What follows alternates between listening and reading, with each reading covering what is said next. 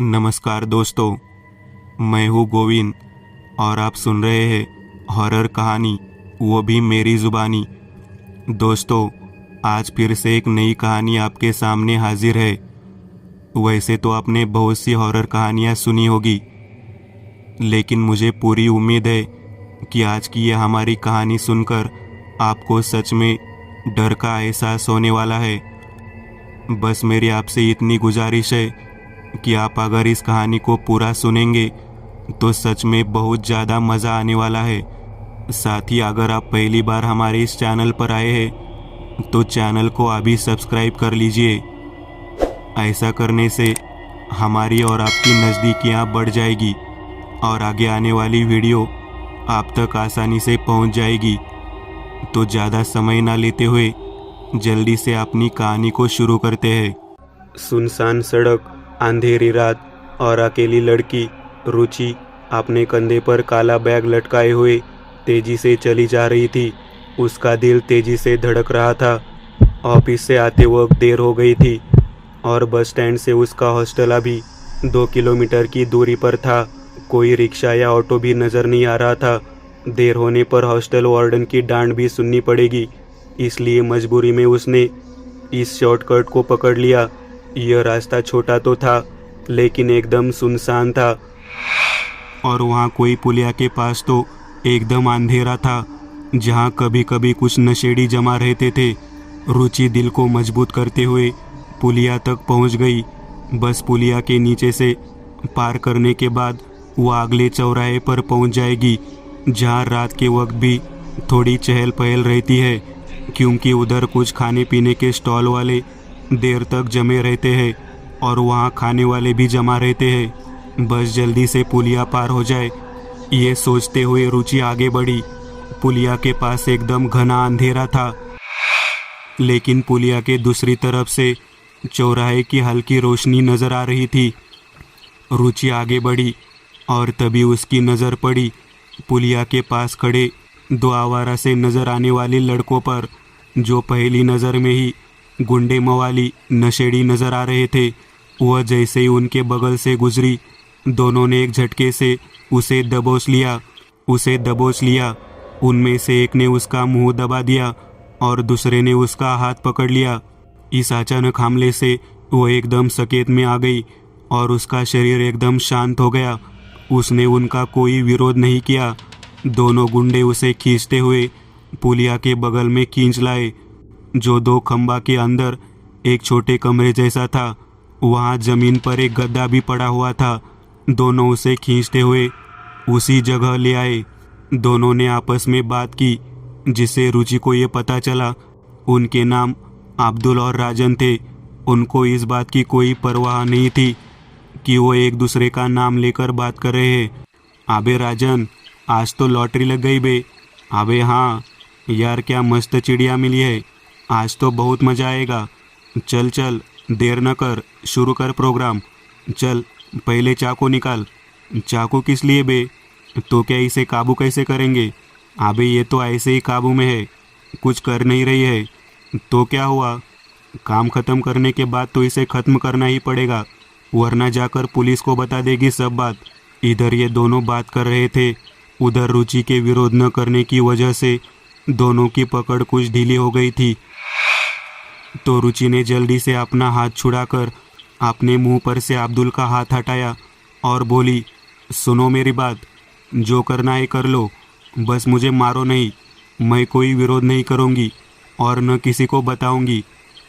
ये सुनते ही दोनों एकदम चौंक गए और पहले अब्दुल के चेहरे पर एक घटिया सी मुस्कान आई और उसके बाद राजन भी अपने गंदे दांत निकालकर मुस्कुराया और बोला, आज तो अपनी लॉटरी निकल गई।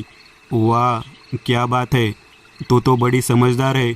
सब लड़कियां तेरी जैसी समझदार हो जाए तो हमको ये चाकू न चलाना पड़े। राजन भी घटिया ढंग से हंसते हुए बोला, और क्या, हम गली के वो कुत्ते हैं जिनसे कोई मुर्गी नहीं बच सकती। अब्दुल भी बोला, तूने सही फैसला कर लिया, वरना मज़ा तो हम ज़बरदस्ती कर ही लेते और उसके बाद इस चाकू से तेरा पेट फाड़ कर तुझे पुलिया के आगे फेंक भी आते और पुलिस हमको कभी पकड़ भी न पाती। राजन बोला, 2 महीने पहले यही तो एक लड़की को दबोचा था। बहुत फड़फड़ा रही थी, बड़े हाथ पैर चला रही थी। फिर हमने भी उसकी सारी बहादुरी अपने चाकू से निकाल दी थी। यह सब सुनकर रुचि डर से बुरी तरह कांपने लगी और बोली, तुम लोगों को जो करना है कर लो। मेरे पास बैग में पैसे भी है, मोबाइल भी है, वो भी ले लो, बस मुझे मारना मत। अब्दुल और राजन की आंखें पैसे की बात सुनकर चमकने लगी। अब्दुल बोला, कितने पैसे है? ला जल्दी, दे पैसे। 1 मिनट। उसने अपना बैग अपने कंधे से उतारा और कांपते हाथों से उसकी चेन खोलने लगी, लेकिन उसके कांपते हाथ चेन खोल ही नहीं पा रहे थे। तो अब्दुल ने बैग छीन लिया उसके हाथ से और बैठकर चेन खोलने लगा। उसके अंदर नोटों की एक गड्डी मिल गई जो उसने निकाल ली और राजन ने बैग में हाथ डालकर मोबाइल निकाल लिया। दोनों के चेहरे पर गजब की खुशी आ गई। अब्दुल बोला, वाह मेरे यार, आज तो बड़ा अच्छा दिन रहा अपना। इतनी सुंदर लड़की भी मिली और इतने सारे पैसे भी। राजन बोला, चल अब माल तो मिल ही गया और अब कार्यक्रम शुरू किया जाए। अब्दुल बोला, एकदम एकदम। ओए लड़की, चल अपने कपड़े उतार, वरना देख ले अभी भी चाकू है मेरे हाथ में। रुचि ने कहा, कमीने, तेरे हाथ में चाकू है तो मेरे हाथ में क्या है ये तो देख ले। और अब डरने की बारी अब्दुल और राजन की थी, क्योंकि रुचि के हाथ की उंगलियां अपना आकार बढ़ाकर ज़्यादा लंबी और पतली हो चुकी थी और उनसे बड़े बड़े तीखे नाखून निकले हुए थे। अबे ये क्या है बे? अब्दुल चीखा। अबे उसकी शक्ल तो देख। अब रुचि का चेहरा तो कुछ देर पहले प्यारा और सुंदर लग रहा था, वो अचानक एकदम डरावना लगने लगा था। उसकी आंखों का रंग लाल हो गया था और चमड़ी सूखकर बुरी हो गई थी और दांत बड़े बड़े हो गए थे। अब अब्दुल और राजन की डर से हालत खराब हो गई। उनके हाथ पैर कांपने लगे। उन्होंने भागना चाहा, लेकिन उनके पैर उनका साथ नहीं दे रहे थे। और अब रुचि आगे बढ़ी और दोनों की गर्दन दबोच ली और जोर से हंसी। उसकी हंसने की आवाज़ सुनकर तो दोनों का खून ही सूख गया। ये डर की खुशबू, ये तो मेरी भूख बढ़ा देती है, रुचि ने अब्दुल को सूंघते हुए कहा। और उसकी ज़बान अचानक काफ़ी लंबी हो गई और उसने उस लंबी काली ज़बान को अब्दुल के चेहरे पर फिराया और कहा, आप कहाँ गई तेरी बहादुरी? आप कहाँ गया तेरा चाकू? चल आप दिखा अपने चाकू की ताकत। और इतना कहकर उसने अब्दुल की गर्दन छोड़ दी। अब्दुल ने अपनी गर्दन सहलाते हुए लंबी लंबी सांस ली और चाकू लेकर आगे बढ़ा और रुचि के पेट में चाकू घुसा दिया, लेकिन उसे कोई फर्क ही नहीं पड़ा। उसके पेट से खून की एक बूंद भी नहीं निकली। यह देखकर अब्दुल और राजन हैरत में पड़ गए। रुचि अब मुस्कुराई, ऐसी मुस्कान जिसे देखकर बड़े बड़े शेर दिलों का हार्ट फेल हो जाए। और वो बोली, अरे बेवकूफ़ो, मेरे शरीर में खून है ही नहीं, क्योंकि मैं कोई इंसान नहीं, मैं एक पिशाच हूँ और मैं तुम जैसे वहशी दरिंदों का ही शिकार करती हूँ। रोज रात को सुनसान सड़कों और गलियों का चक्कर लगाती हूँ और तुम्हारे जैसे घटिया लोग मुझे रोज मिल जाते हैं। अब अब्दुल और राजन ने भागने की कोशिश की, लेकिन पिशाचे के हाथों बचना कहाँ संभव था। उसने दोनों को पटक कर जमीन पर गिरा दिया और बारी बारी दोनों का सारा खून चूस लिया उसने। अब दोनों एकदम सफ़ेद लाश में बदल गए थे।